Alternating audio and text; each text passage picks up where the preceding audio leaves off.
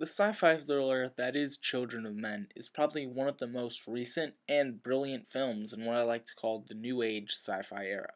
This era is the period between early 2000s and now in which sci-fi films started to make their comeback after a short downfall within the 90s.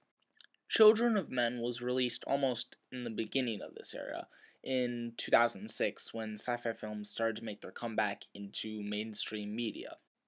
Children of Men was released along with the original X-Men films, the Star Wars prequels, the Matrix films, Minority Report, etc.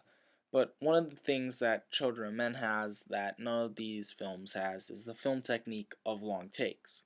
Long takes are basically takes that are long.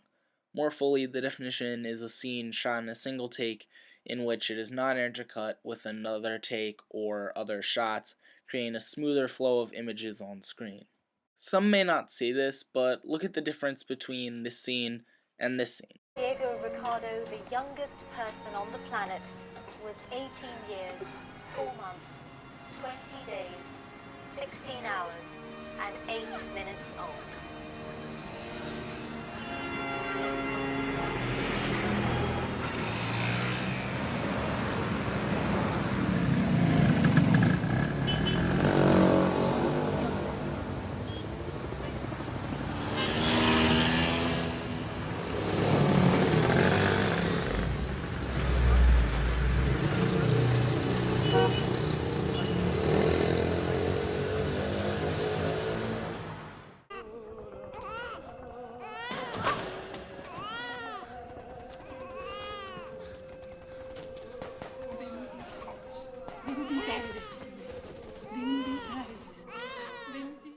The change is small, but used correctly, the meaning and impact can have a huge effect on how you watch the film. For those who don't know, Children of Men is a pretty depressing film that includes topics on human nature and how the world would react to consequences of people not having children anymore. The impact of long takes, when used right, can reflect the mood of the film. In this case, the long takes in Children of Men are used to reflect the depressing and hopeless future of the characters.